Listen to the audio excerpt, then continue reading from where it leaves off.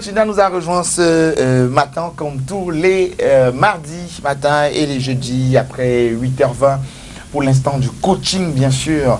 Et le coaching, la thématique de ce matin est liée à l'actualité du moment qui est la rentrée scolaire. Bonjour coach. Bonjour Christian. Bienvenue sur le plateau. Merci. Bonne rentrée scolaire aussi. Hein. Ah oui, parce que on est tous concernés, les parents, les enfants et tout le monde est concerné. Et voilà, ouais. Il faut maintenant faire plus de place dans la voiture parce qu'on va les laisser à l'école le matin. Tout à fait. Avant d'aller donc.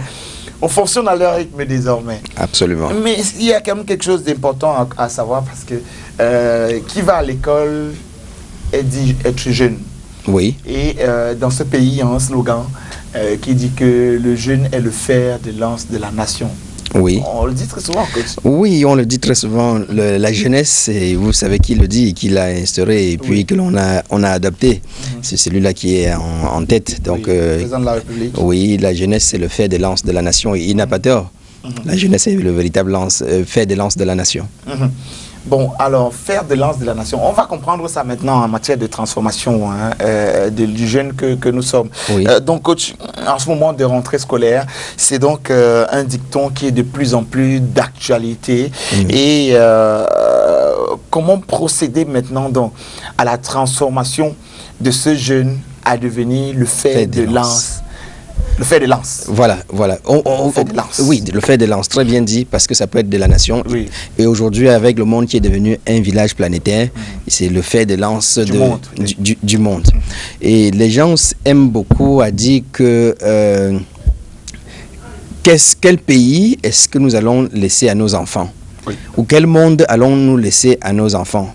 J'aimerais dire que dans le sens du développement personnel, on a tout faux de dire que quel pays est-ce que nous allons laisser à nos enfants ou bien quel monde allons-nous laisser à nos enfants. Parce qu'en le disant ainsi, on verra bien ceux qui vont sécuriser leurs enfants, sécuriser les biens pour leurs enfants en volant les biens des autres. On se vole des milliards pour acheter des terrains, pour construire des maisons, pour mettre sur pied des entreprises, des usines, sous prétexte que l'enfant viendra gérer. Donc, on a tout faux de dire que quel pays est-ce que nous allons laisser à nos enfants. Il faut tout simplement plutôt dire quels enfants allons-nous laisser à ce pays. Quels enfants allons-nous laisser à ce monde? Ça nous permet donc de construire valablement les enfants. Ça nous permet de faire une construction de l'être humain. Je dis très souvent qu'on ne construit pas un pays, on ne construit pas une nation, on construit les êtres humains et les êtres humains construisent la nation et les êtres humains construisent le pays et les êtres humains construisent le monde. C'est-à-dire, en allant terre à terre, si vous allez voir des personnes qui ont construit des grosses fortunes et quand ces personnes sont décédées, à moins d'un mois, on a tout dilapidé parce qu'on n'avait pas construit l'être humain qui devait assurer ou bien assumer la transition. Donc c'est très important de regarder, de comprendre la chose dans ce sens et pour s'investir, avant de commencer à savoir qu'il faut s'investir sur la construction de l'être humain, de l'enfant. Il y a beaucoup de personnes aujourd'hui qui sont dans les entreprises, qui vont dans les prisons parce qu'ils n'ont jamais appris à gérer l'argent. On n'a pas appris à gérer l'argent. Apprendre à gérer l'argent commence à partir de la maison. C'est pour cette raison que la première des choses à faire, c'est d'enseigner à l'enfant les valeurs de l'argent. Oui. Les valeurs de l'argent. Ça sert à quoi l'argent? L'argent sert à être dans l'indépendance financière et ensuite à aider les autres. Quand il aura compris cette valeur, il ne va pas, dès qu'il a un poste, commencer à voir qu'il faut qu'il en vole beaucoup. Pour mettre à côté, ou bien pour amasser, pour construire, pour avoir une maison d'argent. Et comme ça, quand il ne va pas être là, ses enfants vont utiliser. Il va pas réfléchir de cette façon-là. Également, quand il va être commerçant, il va savoir que non, il faut que je paye mes impôts. Il n'a pas appris à payer les impôts à partir de la maison. Je dis que quand vous construisez l'enfant à partir de la maison, si vous dites à l'enfant que ton argent de beignet, si tu m'apportes 20 sur 20, je te donne 100 francs. Il apporte 20 sur 20, ne lui donne pas 100 francs. Donne-lui 80 francs en lui faisant comprendre que 20 francs contribuent à la gestion de la maison. Il comprendra quand il grandira que les 20 francs, c'était la TVA. À partir de la maison, parce que la TVA contribue à la gestion de la maison. Quand il grandit, n'ayant pas appris cela, et qu'on lui fait plutôt comprendre que il va payer la TVA quand il a fait ses bénéfices. Il dit que c'est du vol. Il a tout à fait raison. Donc, si on se met à construire plutôt le monde, au lieu de construire les hommes qui vont gérer le monde, on aura tout faux. Donc, on peut le faire également on peut le faire également à partir de la manière de produire de l'argent. Comment est-ce qu'il produira de l'argent quand il grandira? Comme ça, parce que j'ai très souvent écouté certaines personnes dire que les mathématiques que nous avons appris à l'école, là, ça nous sert à quoi? Les mathématiques, je dis, les mathématiques sont très utiles. Moi, je suis un scientifique. Donc, les mathématiques sont très utiles dans la vie. Il ne faut que, il faut tout simplement prendre les circonstances d'aujourd'hui et ramener aux circonstances mathématiques, que ce soit l'ensemble, que ce soit le lien verbal, que ce soit ci et ça, qu'on a appris au bas âge pour comprendre que c'est utile aujourd'hui. La vie, c'est une question de logique. Tout à fait. Et si on ne se met pas à partir d'aujourd'hui, nous qui sommes à la rentrée en tant que parents et qui conduisons nos enfants à l'école, si nous pensons plutôt qu'ils vont là-bas pour prendre certaines formules et après ils vont passer leur diplôme, on va festoyer et on aura tout faux. C'est vrai, coach, parce que peut-être pour rester sur cette question-là, comme on dit, la vie, ça va juste rester une question de logique, comme vous êtes en train de le dire. Je dis n'importe quoi. Si je dis 2 et j'additionne 2 à 1, par exemple, la conséquence, c'est que j'aurai 3. Tout à fait. Comme les actes qu'on pose, tout à fait. À partir de certaines causes, les effets, ce sera quoi? Exactement. Ouais. Exactement.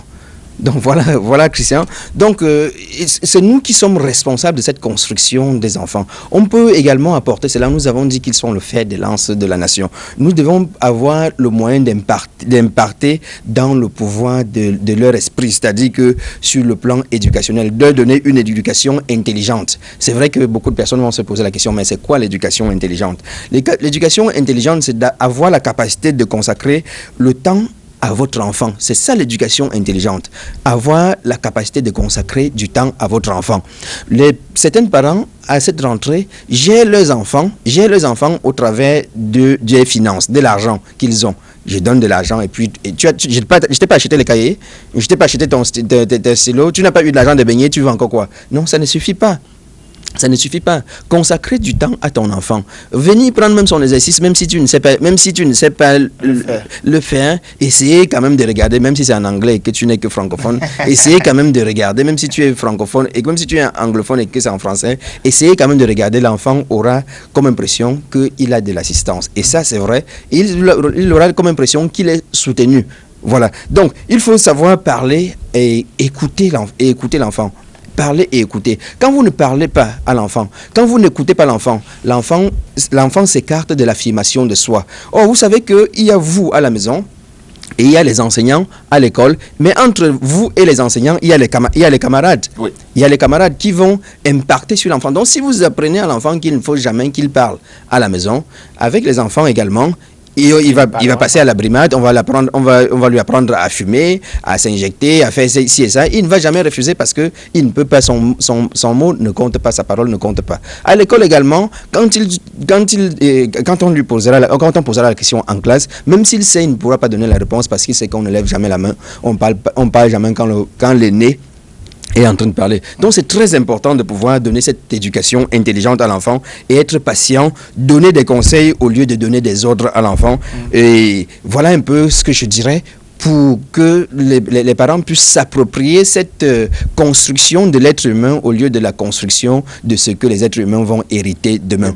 Beaucoup ne vont pas trouver du temps pour accompagner leurs enfants ou bien pour rester auprès de leurs enfants parce qu'ils sont au travail, parce qu'ils sont en train de chercher, je suis en train de chercher ton avenir. Son avenir, ce n'est pas la maison que tu vas construire parce que lui aussi, il en construira la sienne. Vous voyez, les maisons que nous avons héritées de nos parents sont maintenant, on est obligé de détruire pour faire autre chose parce que ça ne convient plus à la mode d'aujourd'hui. Donc, ce que tu te serais battu pour construire, il verra que ce n'est pas à sa convenance. Mais il faut qu'il soit une personne construite pour pouvoir développer ça, pour pouvoir embellir ça, pour pouvoir donner un sens à cela. Mais si tu te bases tout simplement à détruire les autres. Parce que quand tu voles de l'argent dans ton entreprise, quand tu voles de l'argent dans le ministère, quand tu détournes de l'argent, tu détournes de l'argent qui aurait été destiné au développement des autres individus pour amasser ça parce que tu penses à tes enfants. Mais tes enfants, si tu ne les construis pas, tu n'auras rien construit. Et bien sûr, et l'argent ne les construira pas non plus. D'où le second palier de notre échange ce matin. Le parent, puisque là, il s'agit de parents maintenant, au-delà d'être parent d'un enfant, coach Bertrand Tchinda, on doit être le coach de l'enfant aussi.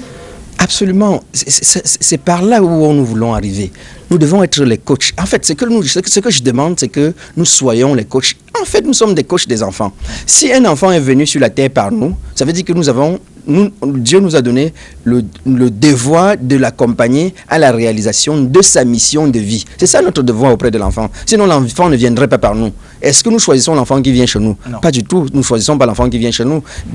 L'enfant là vient parce que nous avons le devoir de l'accompagner à la réalisation de sa mission de vie, que j'appelle souvent sa raison d'être. Alors, si nous ne nous mettons pas dans la posture de coach, c'est-à-dire d'accompagnateur à la réalisation de la mission, et nous nous mettons seulement dans celui qui viendra bénéficier de ce que nous aurons fait, on va détourner l'enfant. Par exemple, les parents, il y a beaucoup de parents qui aujourd'hui détournent les enfants de leur mission. Un enfant qui devait être médecin, on le détourne pour qu'il devienne policier.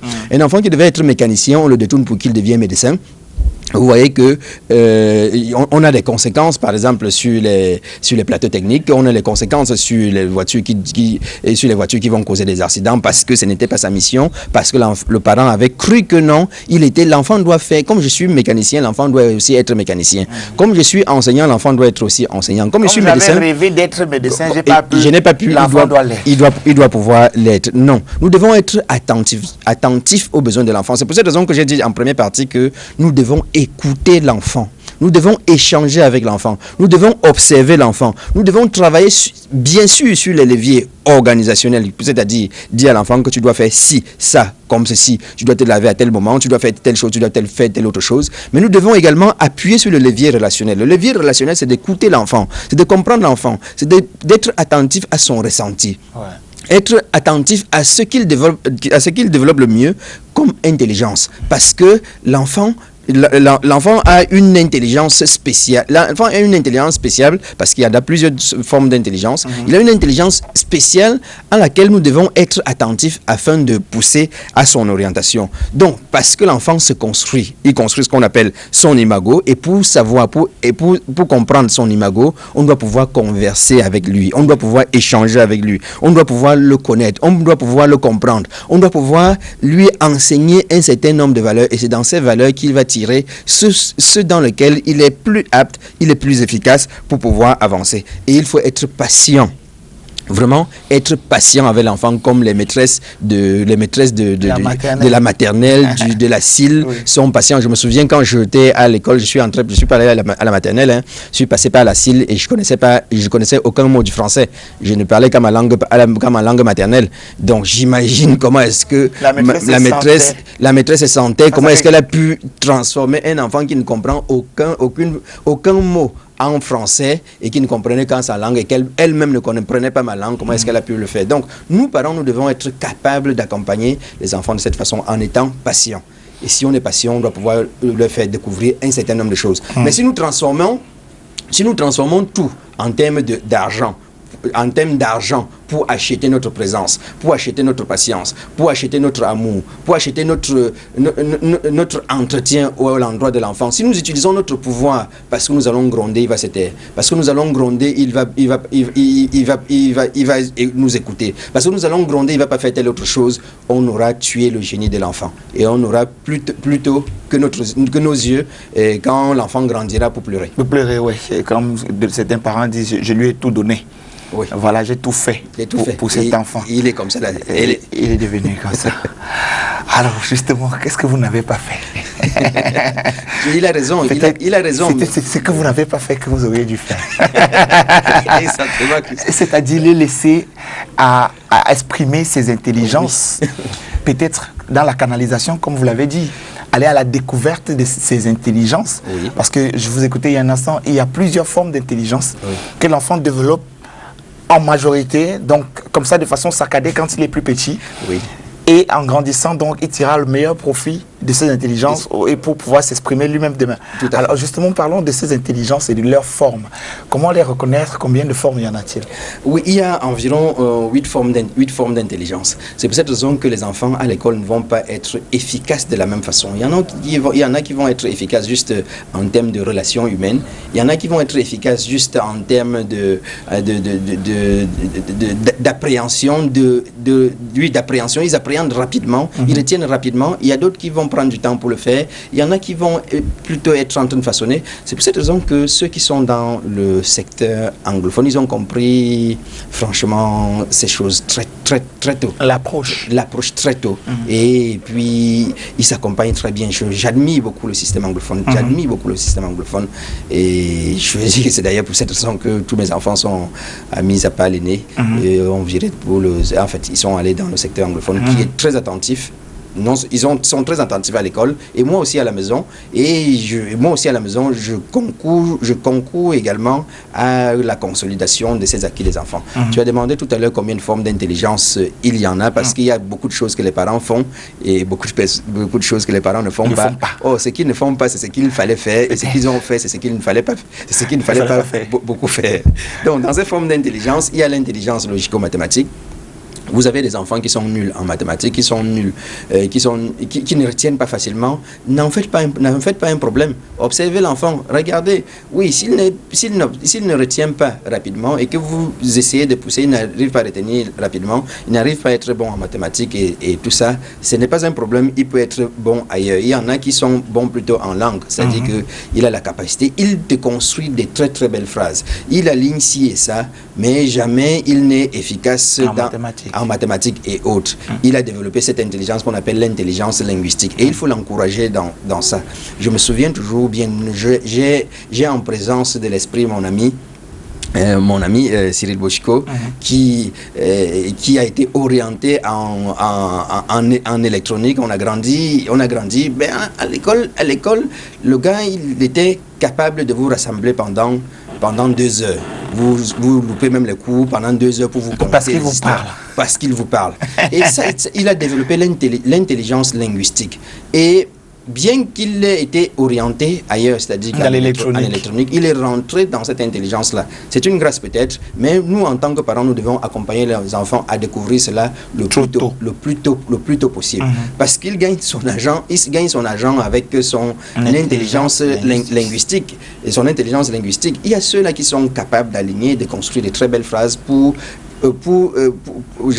éteindre des conflits qui couvaient depuis très longtemps. Et si on ne accompagne pas l'enfant à regarder dans ce sens, on dit, j'étais médecin, tu dois être médecin, je voulais être médecin, je n'ai pas pu, toi tu vas être médecin, voyons, on va faire échouer l'enfant. Et vous savez que ces parents ne sont même pas capables, quand ils sont malades, de se laisser soigner par leurs propres enfants. Parce qu'ils savent que ces enfants, ils ne sont pas passés par les normes ou bien ils ne sont pas dans le secteur qui sont les leurs. Ça me rappelle l'histoire de ces étudiants-là qui avaient construit un appareil. Donc maintenant, il y avait leurs enseignants qui devaient voyager dedans, un voyage inaugural. Et après, ils ont entendu l'hôtesse dire que cet avion aura des problèmes quand il va prendre les airs. Et tous les enseignants sont sortis. Un seul est resté. On lui demande pourquoi il est resté. Il dit, c'est comme vous dites que cet avion aura des problèmes dans les airs et que ce sont mes étudiants qui l'ont conçu. Il ne va même pas décoller. Donc, on croit, on aura formé des gens en qui on n'aura pas confiance finalement. Oui, absolument. C'est un problème. Absolument. Vous voyez que si on sait que c'est le fer de lance, puisque c'est ça le sujet, si on sait que c'est le fer de lance et qu'on n'est pas capable de leur donner de quoi construire un avion qui va décoller, alors on sait pertinemment que l'on est en train de détruire. On est en train de détruire le monde de demain. Parce que détruire le monde de demain, c'est détruire les enfants qui vont composer, qui vont continuer avec le monde de demain. Vous aurez beau construire n'importe quel monde, il va tomber en ruine s'il n'y a personne pour l'entretenir. Tout à fait. Donc nous étions en train de parler des formes d'intelligence pour dire que les uns et les autres ne sont pas bons toujours dans les mêmes secteurs. Or, logiquement, aujourd'hui, quand on regarde un enfant qui n'a pas apporté 18 sur 20 en mathématiques, on dit que tu es faible. On l'insulte même. Tu ne vois pas ton ami avec qui tu joues dans la cour tous les jours là? Et on dit... Ouais, Junior est sorti premier de sa classe. Oui. Toi, tu es seulement 8e. Supposons qu'il ait même apporté 2 sur 20. On l'appelle bête. On oublie que c'est un fait. Il a apporté une note, un fait. Et ce fait, on confond le fait à lui-même. L'enfant va finir par intégrer qu'il est bête. Or, ce n'était qu'un fait. Parce qu'en refaisant l'autre devoir, il aurait pu avoir 12, il aurait pu avoir 14. Il a eu tout simplement une note non désirée. Et non, cette note-là, le parent va rentrer et dire « faible, tu es bête ». Et l'enfant finit par dire que je suis bête. Or, c'est cet enfant-là qui, peut-être, n'est même pas capable d'avoir 10 en mathématiques, mais qu'on aurait pu réorienter dans l'intelligence visuelle spatiale. Il s'assied, il rêve. Vous avez des enfants qui prennent 2 heures dans un coin, ils rêvassent, ils sont en train de rêvasser. Ils sont en lévitation. Oui. Et il faut comprendre ces gens. Il peut développer l'intelligence visuelle spatiale. Je ne sais pas si pour ceux qui sont déjà allés aux États-Unis, qui ont vu le parc d'attraction que Disney. Walt Disney a mis sur pied, vous ne pouvez pas en revenir parce que le petit trouve son compte, le jeune trouve son compte, le vieillard trouve son compte. Mais qu'est-ce qui a poussé Walt Disney à pouvoir développer ce Disneyland? C'est l'intelligence visuelle spatiale. Il voit ce que vous ne voyez pas. Et ça, c'est une intelligence qui se travaille. Celui qui est dans l'intelligence logico-mathématique ne peut pas être capable de faire cette visualisation-là. L'architecte, il a l'intelligence visuelle spatiale. Et si vous ne pouvez pas être, si vous êtes logico-mathématique ou linguistique, vous ne pouvez pas voir cela de cette façon. Il y a l'intelligence naturaliste, par exemple, les chimistes, ou bien même simplement les cuisiniers. Savoir que je prends telle quantité d'eau avec telle poignée de sel, avec telle quantité de tomates et de condiments, et ça va donner telle saveur. Voilà. C'est une composition qui dérive d'une autre forme d'intelligence. Or, vous allez voir les gens dire que non, attends, les enfants sont en train de fréquenter, toi tu apprends à préparer. À faire la cuisine. À faire la cuisine. Dis-moi, est-ce que je peux être là où je suis sans avoir mangé? Impossible. Est-ce que vous pouvez faire n'importe quel discours? Vous pouvez faire du travail sans avoir mangé? Vous ne pouvez pas manger n'importe quoi. C'est ça aussi. Voilà. Donc, et ce sont des secteurs dans lesquels on peut développer un certain nombre de choses que l'on ne connaît pas. Il y a l'intelligence corporelle. Nous avons été fils qui est un sportif de haut niveau. De haut niveau. Il a l'intelligence corporelle. Il peut tourner à gauche, il peut tourner à droite pour aller marquer un but. Nous avons les gymnastes. Nous avons tous ces gens qui peuvent développer l'intelligence naturelle, l'intelligence corporelle, l'intelligence intrapersonnelle ou interpersonnelle, faire des négociations. Voilà. Les négociateurs, ils gagnent de très très fortes sommes d'argent et vous voyez que c'est toujours important de pouvoir observer votre enfant. Votre enfant n'est pas bête. Il y a un secteur dans lequel il a eu une faiblesse et ne transformez pas la faiblesse en l'être humain. Donc voilà un peu ce que je pourrais dire en termes de forme d'intelligence pour les enfants et pour les parents qui nous écoutent ce matin. Donc, chers téléspectateurs, chers parents surtout, ceci nous concerne, le sujet est très bien choisi en temps opportun. J'espère que vous avez eu l'occasion de l'écouter et pourquoi pas de mieux comprendre votre enfant maintenant et lui donner les armes qu'il faut afin qu'il construise l'avenir de demain et non pas que, que vous construisez l'avenir, le monde de demain pour lui. Pour lui. Mais coach, c'est pourquoi je comprends facilement, hein, d'après ce qu'on vient de dire là, pourquoi certains grands hommes d'affaires bâtissent des richesses énormes et qu'après leur mort, que tout ça tombe en ruine, coach. Oui, et c'est... On devrait, je ne comprends pas comment est-ce que les gens ne comprennent pas ça. Comment c'est possible? Nous avons le feu Kaji qui est parti, nous avons le feu Fotsu qui est parti, nous avons le feu tel et tel et tel et tel et tel et tel qui sont partis, qui ont construit des grosses fortunes. Et vous connaissez combien d'enfants de Fotsu Victor? Vous connaissez combien d'enfants? J'en connais quelques seulement. Et où sont les autres? Où sont les autres? Où sont les autres? Ça veut dire que ceux qu'on connaît, ce sont ceux-là qui ont été construits. Ce n'est pas la fortune qu'on a laissée, ce ne sont pas les investissements qu'on a laissés qui sont un problème, qui sont un avantage, c'est la qualité d'être humain qu'on a laissé pour rester gérer cela, par exemple, qui peut être quelque chose. Et ensuite, comme je l'ai dit tout à l'heure, Christian, si tu le permets pour une seule seconde, c'est que quand je dis que les enfants viennent par nous pour que nous devenions leur coach, ça veut dire que d'autres enfants sont aussi nos enfants, c'est-à-dire que les enfants du voisin, les enfants de l'autre quartier, les enfants de l'autre village, les enfants de l'autre tribu, ce sont aussi nos enfants parce qu'ils auraient pu venir par moi. C'est juste que on m'a donné la responsabilité d'accompagner celui-ci, pas au détriment de l'autre. Parce que imagine un seul instant que j'ai volé de l'argent pour détruire l'avenir de l'autre au détriment au profit de mon enfant. Et que celui-là devient un criminel. Il viendra porter son crime sur qui? Sur la personne qui a l'argent. Et la personne qui a l'argent, c'est qui? C'est mon fils. Donc vous voyez que c'est voler dans son propre plat si on ne prend pas tous les enfants comme nos propres enfants. C'est voler le légume dans son propre cuit. C'est ça. Donc, amis téléspectateurs, on s'est bien compris aujourd'hui. Et j'espère que quand ils seront de retour, le soir, on les regardera avec de nouveaux yeux, d'accord, avec de nouveaux challenges pour eux. Merci beaucoup, coach. Bertin Chinda, que vous retrouvez au 675 02 32 22. 675 02 32 22. Allez, tout simplement nous retrouver à Immeuble Ketch, ancien Isesport 601, Immeuble Ketch à Douala. Et ancien Isesport 601. Pour ceux qui veulent se faire accompagner, nous sommes toujours disponibles. Pour ceux qui ont des entreprises qui n'arrivent pas à décoller, nous sommes toujours disponibles. Pour ceux qui ont des équipes qui n'arrivent pas à manager, nous sommes toujours disponibles. Allez.